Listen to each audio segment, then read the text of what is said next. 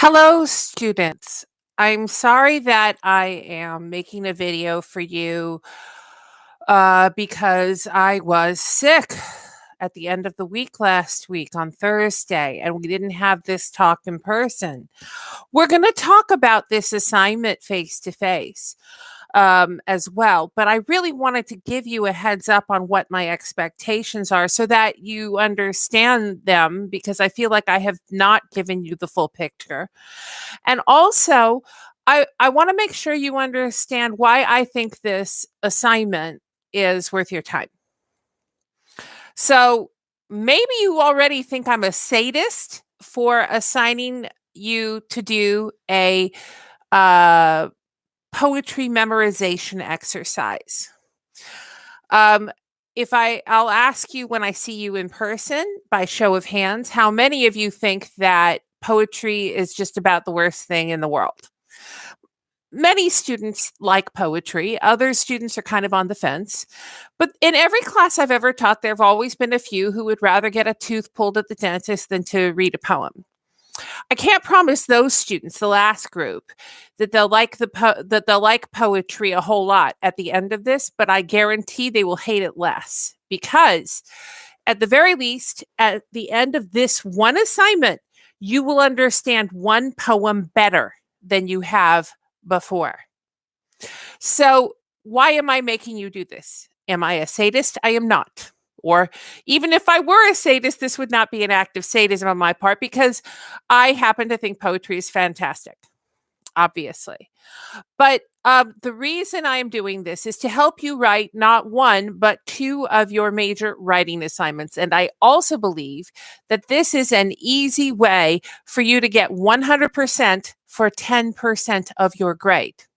Because if you, on the day this poem memorization exercise is due, can recite from memory verbatim in front of the class um, the poem word for word. You don't have to be a dramatic actor to do it, but you do have to be in front of the class. You will get 100% on 10% of your grade, which is a reasonable reward for an exercise that makes some people feel uncomfortable. But I'm not doing this because I love poetry, and I'm not doing this because I'm mean. I don't think I'm mean, but honestly, if I were mean, this wouldn't be something I would do. The reason why I'm doing this is because you have to write a paper about a book by a guy who was talking about how he memorized a whole lot of stuff to win the national memory competition. And one of the things he had to do was memorize a poem in a very short amount of time. You will have much longer.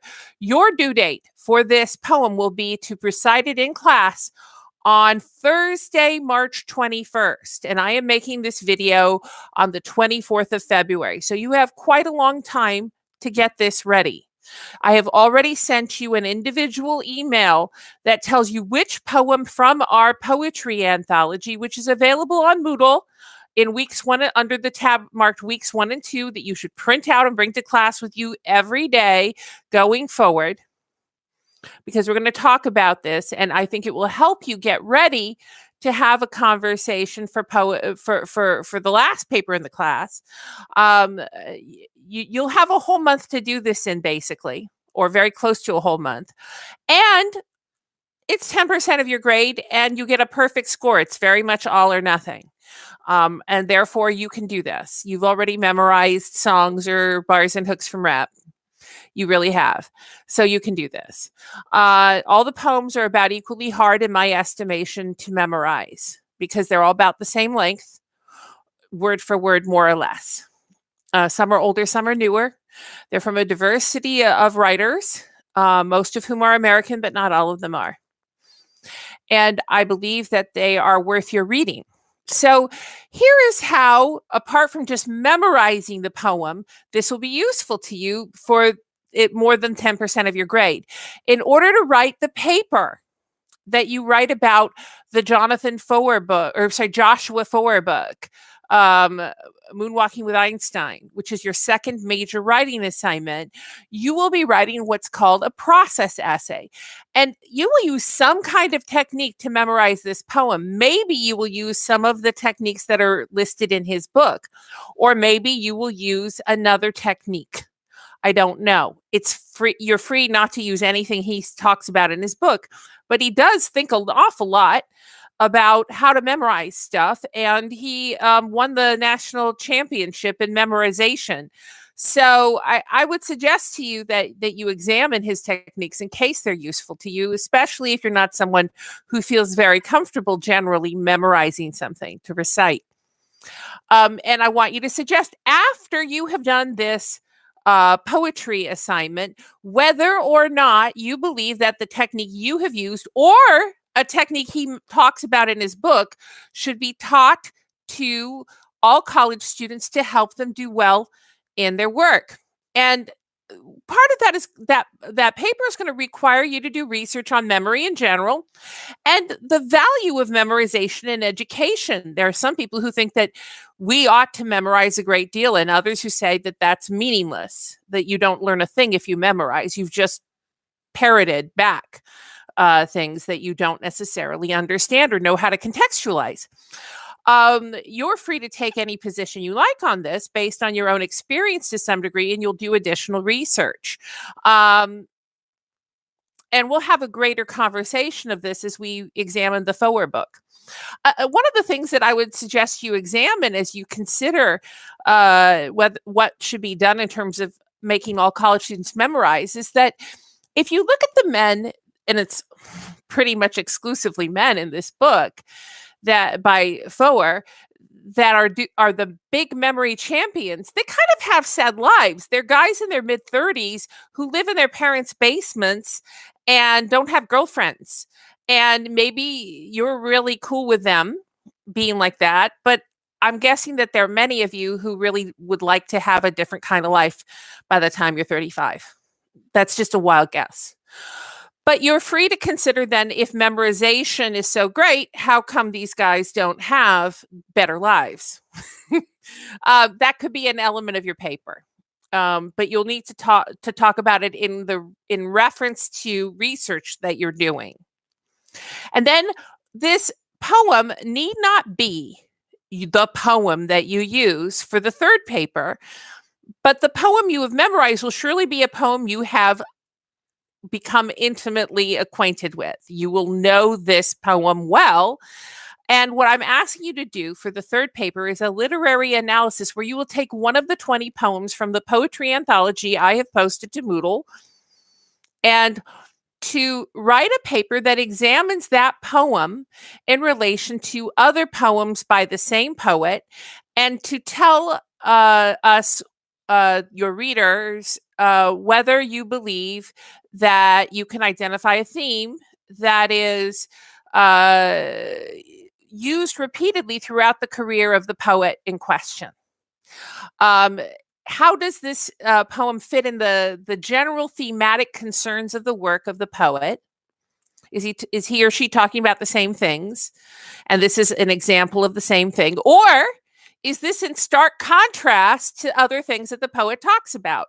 And some of the poems that I have chosen, I frankly think are right in the middle of the guys or gals' careers that have done the writing. But in other cases, it's kind of astonishing because it's really outside of the context of what they generally talk about. So that can make for a 4-page literary analysis, and you will have already chosen one source, potentially, for your literary analysis. And you will know one poem you really know line for line that you could talk about in a close reading that included additional sources of research to answer a question like that. So in memorizing the one poem, however well you like it, however little you like it, you have prepared the ground for 10% of your grade being an A. You have also prepared for 2 papers that you're going to write out of the 3 major writing assignments to be partially researched the day you begin to write either one of those. works. And I believe that therefore, even if you hate the guts of poetry, that this is still worth your time. And if you're not a hater of poetry, I think you'll hear some poems and see in that anthology a variety of poetry, some of which you are bound to like. And I hope you like your poem. But even if you don't like the poem I have assigned to you at random, I would suggest that you consider um, how you can understand it best. I'll gladly talk to each of you individually about your poems, um, but in the meantime, we're going to talk about this more in class. But I wanted you to have 10 minutes of conversation with me where I'm telling you something that you can consider, and you can go back to this video to reconsider as you work. I'll gladly answer additional questions, and I'll do my best to allay your fears. And once more, I'm not doing this out of sadism. I promise you, I think this is legitimately worth your time, or I would certainly not bother you with it. I believe that this is an economic use of your time in a pressure filled class. It provides you context for multiple assignments and potential success in 3 different venues. Um, and I look forward to your many questions that you will doubtless have. So I thank you in advance. Thank you, and I'm signing off.